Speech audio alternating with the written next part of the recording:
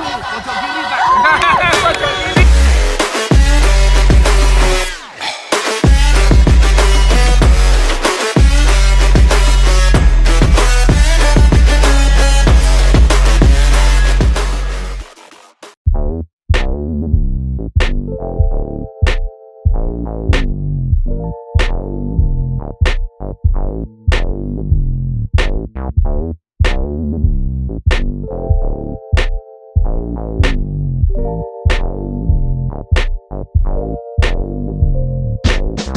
Oke, dorsiflexion ankle-nya, feel the stretch dari gastro sampai hamstring, reaching tangan kirinya coach ke atas, inhale, buka lats-nya, dan exhale-nya dorong ke sana sampai tarik.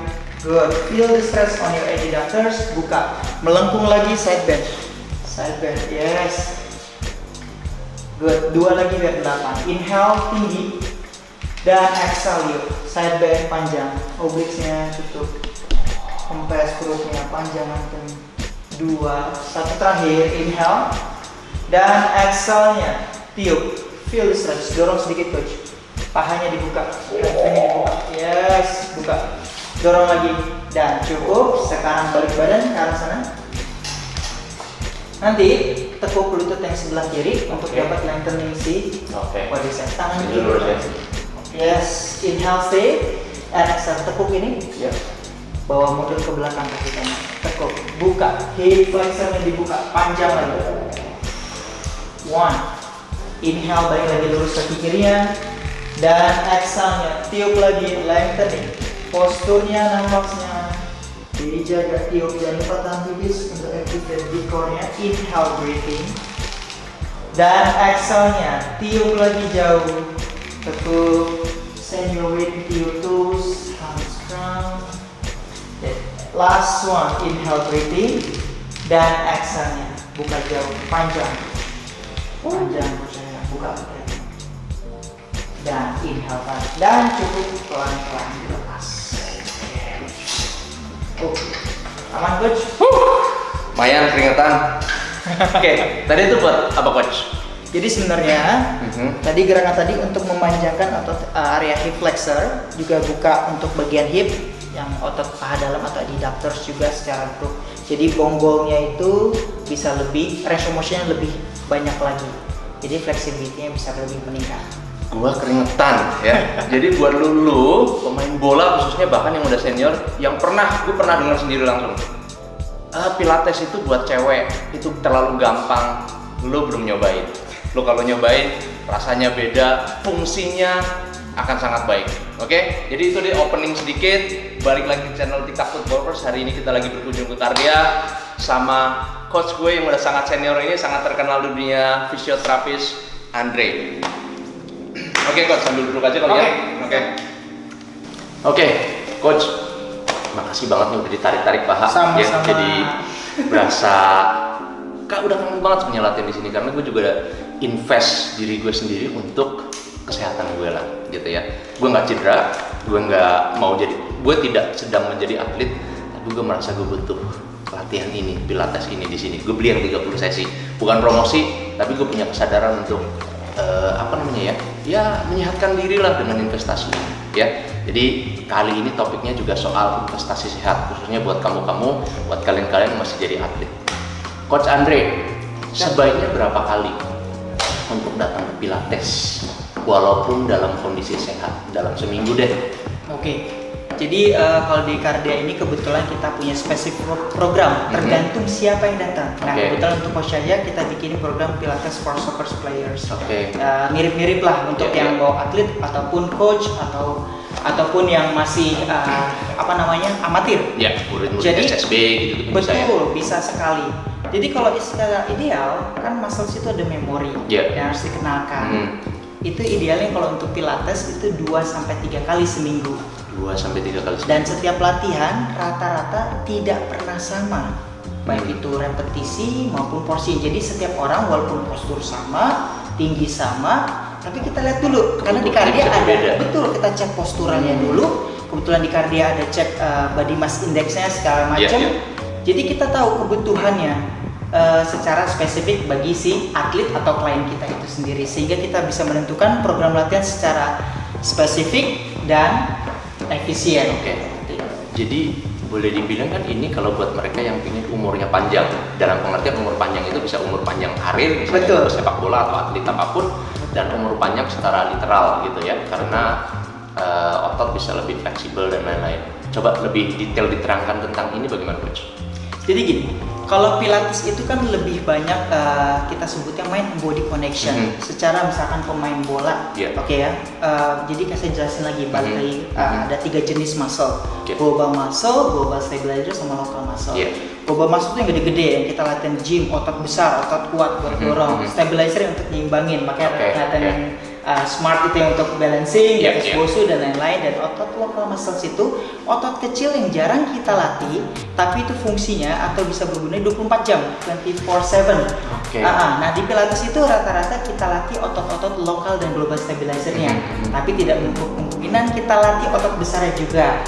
Kita kombinasikan. Nah jadi untuk meminimalisir atau preventif terjadinya cedera, misalkan seorang atlet atau seorang pemain amatir datang ke sini, aduh ankle gue suka sprain nih atau berulang nih atau istilahnya goyang kakinya. Nah, kita latih otot intrinsik bukan cuma di ankle tapi di core-nya. Jadi Pilates itu untuk koreksi satu, bisa untuk breathing-nya. Kita tahu coach, untuk meningkatkan VO2 max sama efisiensi lari, bergerak segala macam, kita butuh otot pernafasan utama yaitu diafragma dan efisiensi distribusi ke seluruh tubuh untuk minimalisir terjadinya ramlah, cedera lah. Terus yang kedua, kita bisa mengaktifkan otot namanya deep core muscles. Jadi otot-otot inti yang kecil yang di dalam. Jadi kalau six pack dibelah lagi, ada obliques dibelah lagi, ada transverse abdominis. Di bawahnya ada pelvic floor, otot dasar panggul, nanti bisa googling sendiri lah. Di atas ada diafragma, jadi bentuk kayak tabung sempurna. Nah, kita berusaha untuk edukasi semua klien kita atau atlet itu untuk mengenal badannya lagi, body awareness ya. Jadi nggak cuma asal lu nendang berapa, tapi seperti coach ini pasti nendang pakai teknik, diajarin tekniknya. Kita pun berusaha untuk sharing yang seperti itu. Terlalu jelimet sih, mungkin detail, tapi emang bagian tubuh manusia khususnya olahragawan atau bahkan nggak usah olahragawan lah, manusia biasa, manusia normal pun punya bagian tubuh yang seperti itu dan harusnya dirawat ya. Ini bengkelnya nih boleh dibilang, yang kalau tadi dibilang sama Coach Andre, injury prevention dan lain-lain, ini penting banget gitu. Oke, Coach, kira-kira atlet yang berinvestasi ke sini atau datang ke sini untuk penyembuhan cedera, penanganan cedera siapa aja? Banyak pasti nih. Coba deh dibuka list. Catatannya lumayan banyak, misalnya harus lihat-lihat dulu nih. Jadi nggak cuman pada saat cedera, tapi ada beberapa atlet yang saya suka nih, atlet Indonesia atau agentnya atau coachnya tuh aware banget sama preventif cedera. Ini ada list-listnya nih. Kemarin yang untuk atlet SEA Games Emiliano Nova, Zohri Olimpiade ya kemarin kita sempat ngomongin. Zahra Musdalifah. Ini rekomendasi dari coach nih. Halo Zahra. Dia rutin tuh pilatesnya dan eagerness-nya luar biasa sih. Terus kalau atlet dari kebanyakan Liga 1 kayak Hanif Bagas, Evan Dimas, timnas. Terus ada atlet dari luar juga, Casio, Liu Jun yang rutin, Liu Jun dari Bayangkara FC sekarang. Anak-anak kecilnya yang kecil kayak Revano dari SSB yang tadi bilang kayak Sio, ada beberapa SSB luar Ragunan yang saya tidak bisa sebutkan. Lumayan lah. Jadi rata-rata yang kayak Rizky Pora, Gavin, rata-rata atlet-atlet yang sudah istilahnya sudah berpenghasilan pun kadang-kadang quote-unquote harus dipaksa coach untuk masuk program preventif. Kadang-kadang dikirim sama dokternya. Saya kadang-kadang kan kita kerja sama dokter timnas, tektokan, sama fisionya di klub maupun di timnas. Jadi kita ibaratnya kayak montir nih coach. Mungkin kan profesi kita nggak sementereng coach atau pemain bolanya, tapi kita harus spotlight dan cukuplah untuk menghidupi. See, it's a good thing to be physiotherapist. Kayak satu kasus kayak Hanif mungkin. Hanif kebetulan saya pegang juga. Ankle-nya itu suka bermasalah karena posturnya tinggi. Tapi dia kadang-kadang eksplosif jamnya itu terlalu tinggi, mendaratnya yang kurang. Jadi responsi muscles-nya itu belum sempat untuk ngejagain, dia tiba-tiba udah impact-nya langsung ke area namanya firm culture atau ke bone-nya itu sendiri. Jadi ligamennya, jadi belum ada yang megangin, dia tiba-tiba udah kena impact. Jadi di Pilates ini kita latih otot kecil-kecil. Kalau di gym, leg press 80 kilo. Tapi kalau Coach aja pernah cobain alat namanya reformer, itu 4 kilo atau 2 kilo aja udah gemeter gitu. It's true. Yes. It's happening to me.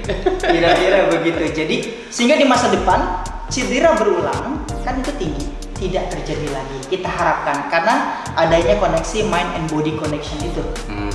Betul. Itu adalah pentingnya kalian sebenarnya yang udah jadi atlet atau bahkan yang belum untuk berinvestasi salah satunya di sini ya. Jadi jangan datang ke bengkel kalau rusak doang. Betul. Jangan datang ke fisioterapi kalau cedera doang gitu kan. Jadi proses ini juga harus dijalani gitu. Coach, investasi ke pilates atau fisioterapi ini kan juga banyak tujuan dan fungsinya dan kegunaannya lah ya. Didetailin lagi atau di breakdown lagi seperti apa, Coach? Oke, kita seperti semua tahu mungkin orang tua calon atlet atau seorang atlet atau pensiunan atlet atau yang sudah jadi atlet, mereka butuh investasi bukan cuman kesehatan tubuhnya yang kayak teknis, masalah nutrisi, masalah tidur cukup, jam latihan, tapi yang paling penting di Indonesia ini adalah sarana dan prasarana serta orang profesional yang mengarahkan calon-calon atlet bahkan atletnya seperti Coach Cahyani sebagai coach atau agen atau sarananya. Nah biasanya kalau atlet hanya berdiri sendiri itu agak susah nyari tempat latihan di mana. Lebih bagus, gue latihan berapa lama ya coach? Gue nendangnya tendangan penjuru aja, tendangan bebas aja, sudutnya dari mana? Biasanya teknis sama coach. Nanti untuk karirnya investasi itu kan harus ada agennya yang mengenalin ke siapa. Dan yang paling penting adalah sarana prasarananya. Baik itu mau sewa lapangan kah, sewa tempat gym atau studio pilates atau investasi latihan. Misalkan seorang atlet bola kan latihannya nggak cuma bola, pasti ada latihan strength training, terus ada drill lah segala macam tekniknya atau apapun namanya. Seperti kalau di kita ada pilates for soccer player itu. Jadi ada spesifik. Jadi investasi itu kan dibilang mahal itu relatif. Kalau misalkan let's say keluar gym per bulan misalkan 2 juta, pilates per bulan 2 juta, dikaliin setahun bisa 24 juta, tambah 2 48 juta. Tapi saat mereka atau calon atlet atau atlet itu tidak investasi di begituan, di porsi-porsi begitu, one day mereka kena, kan kita tahu. Main bola kan resikonya tinggi, impact dari luar, high impact. Apalagi Indonesia keras bos. Keras, saya sering banget dapat pemain tuh sampai datang sini, ayo deh bang, gue belum pernah nih di fisio, yang penting gue beres dulu. Karena mereka tahu saat mereka tidak bertanding, mereka nggak dapet bonus. Mereka kualitasnya dan value di mata agent maupun klub menurun. Nah kayak invest kelihatannya besar, tapi ternyata kok kecil kok. Mereka rela kok, coach. Beberapa atlet muda yang datang ke Cardias 4 tahun ke belakang, udah operasi aja deh biar cepet, biar gue main lagi. Mereka rela keluarin cross check dalam waktu cuman dari seminggu atau sebulan 100 sampai 200 juta. Jadi memang kalau kejadian tabrakan besar, dalam pengertian misalnya kita contohkan mobil tabrakan besar, investasinya akan lebih mahal, jauh lebih mahal. Mau nggak mau mereka terpaksa melakukan itu. Kira-kira begitu. Tapi ini sebenarnya menarik nih, karena di sini kita juga akan membahas, karena sebagian besar anak-anak sekarang pasti bercita-cita jadi pemain bola, which is great, gitu ya. Tapi ketika kalian tidak bisa meraih level itu, harus punya alternatif lain, dan itu bisa tetap di dunia yang cinta sepak bola. Fisioterapi adalah salah satunya. Ini profesi yang menarik sebenarnya ya. Betul. Semenarik apa sih? Boleh di-share di sini juga nggak? Semenarik apa? Balik lagi kita kayak fisioterapi itu kan tujuannya profesi kita itu mengembalikan dan memulihkan lagi fungsi dan gerak tubuh sepanjang rentang kehidupan dari kecil sampai sudah rentah juga. Kalau untuk di dunia sport itu sendiri, kalau dibilang menarik, kita bisa masuk kayak misalkan teman-teman saya yang di timnas itu bisa jadi fisio timnas, ketemu fans mungkin dia ngefans sama Evan Dimas, kebetulan saya juga mereka setiap kali punya kesempatan seperti itu, walaupun kita pada akhirnya tidak bisa jadi pemain bola, tapi ada alternatif. Jadi kita bahkan bisa berkomunikasi sebagai teman saat kita membuat program latihan untuk pasca pemulihan atau pencegahan cedera yang tentunya berkolaborasi balik lagi dengan pelatih maunya apa.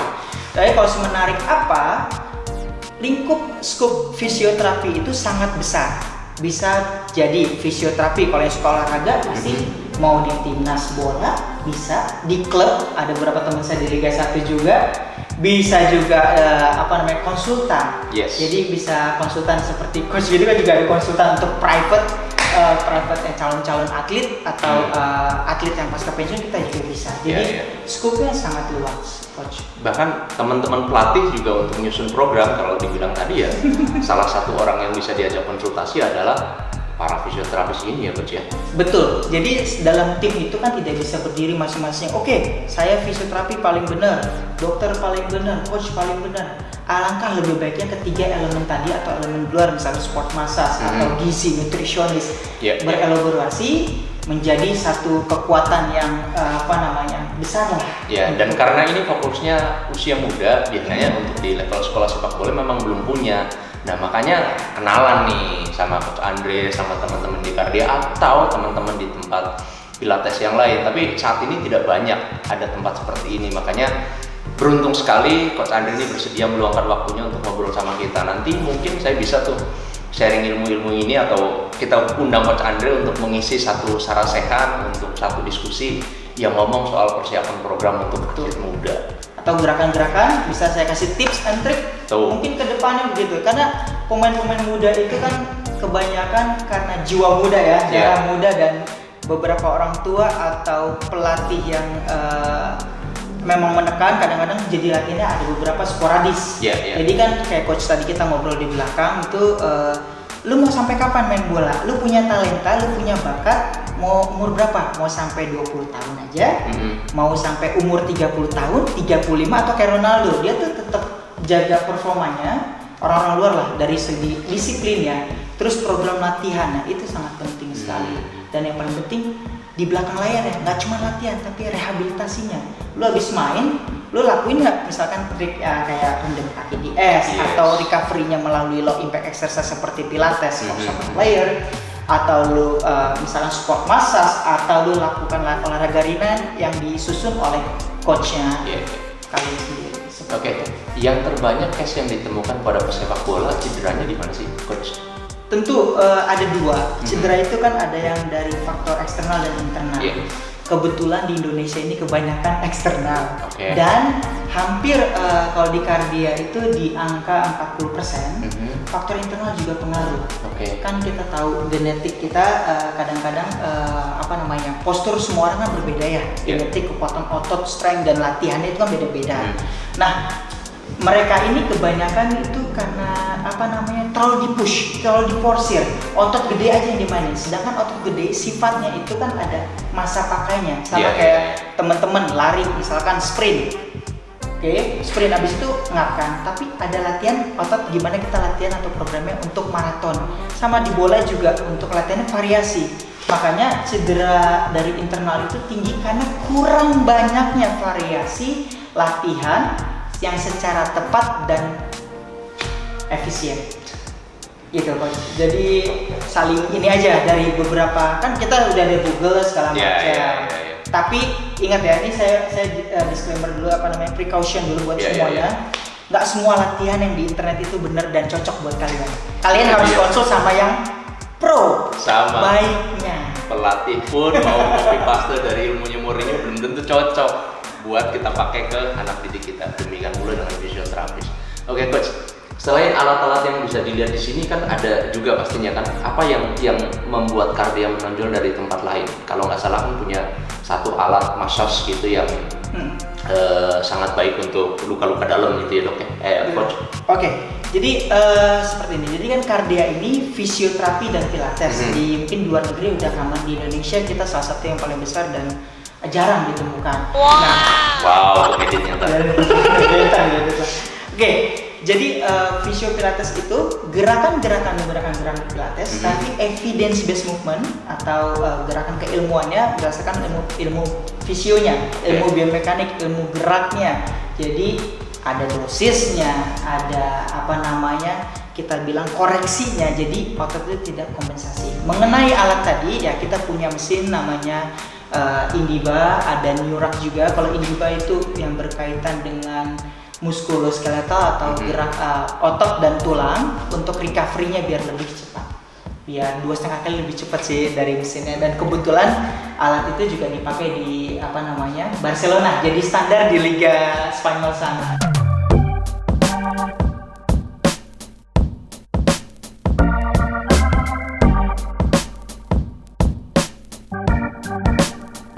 Jadi ini namanya alatnya NeuRAC, RedCord NeuRAC, Neuromuscular Activation. Jadi kalau untuk kasus rehabilitasi atau kasus fisioterapi, biasanya kalau ada yang sakit pinggang, kita tidurin posisinya pakai tali-tali ini. Jadi benar-benar kayak tidur melayang gitu.